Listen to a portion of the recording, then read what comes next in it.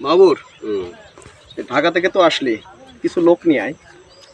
আনবো, চিন্তা করতেছি। কারণ উত্তরবঙ্গের বাড়িঘর, উত্তরবঙ্গের সব কিছু, বন্ধু বান্ধব যা আছে সবটা নিয়ে আয়। আনবো।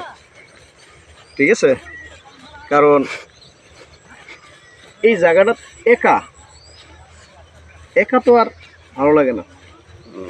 কারণ সবাইকে নিয়ে আয়, আরও যারা যারা আছে তাদেরকে নিয়ে আয়, আমরা সবাই একত্রভাবে কাজ করি। চিন্তা করতেছি। হয় নিয়ে আমু, অবশ্যই নিয়ে আমু। ঢাকা থেকে সব লোক নিয়ে আসবো। রেডি। লিটন, হ্যাঁ বলেন, শুনতেছি। কি অবস্থা? রংপুর কেমন লাগে? ভালো, সুন্দর গ্রামীণ দৃশ্য খুব ভালো। কারণ আমার কাছে কিন্তু ভাই অনেক ভালো লাগে এটা।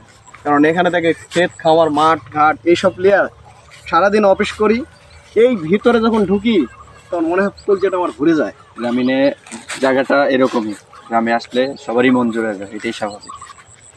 মানুষ এতদিন গ্রাম আমরা- থেকে শহরে যায়, আমরা শহর থেকে গ্রামে আসছি, অবশ্যই ভালো কিছুর জন্য। কারণ দেখ, এই জায়গাটায় উত্তরবঙ্গে আমার বাড়ি, কত চেষ্টা করছি উত্তরবঙ্গে থাকার জন্য, কিন্তু সময়ের অভাবে পারি নাই। কিন্তু এখন উত্তরবঙ্গেই থাকি, সপ্তাহে বাড়ি যেতে পারি, সপ্তাহে মন চলে সব জায়গায় যেতে পারতেছি। কিন্তু ঢাকা থাকলে কখনো বাড়িতে আসতে পারতাম না, ওখানে বন্দি কারাগারে থাকতাম। ফ্যামিলি নিয়ে থাকা লাগতো, পরিবারে কেউ যদি মারা যেত তাও মাটি দিতে আসতে পারতাম না, ওখানেই থাকা লাগতো। কিন্তু এখন বাড়ির সামনে এই নাটোর, সিংড়া, তারপরে বগুড়া, নওগাঁ, এই সৈয়দপুর, এগুলো যারা প্রায় ঢাকা যায় আছে, তারা কিন্তু এই যদি কেউ মারা যায় তারা কিন্তু আসতে পারে না। আসতে গেলে তাদের 2 দিন 3 দিনের ছুটি নিয়ে আসতে হয়। কিন্তু এই উত্তরবঙ্গে প্রায় বিভিন্ন জায়গায় বিভিন্ন ফ্যাক্টরি হয়েছে।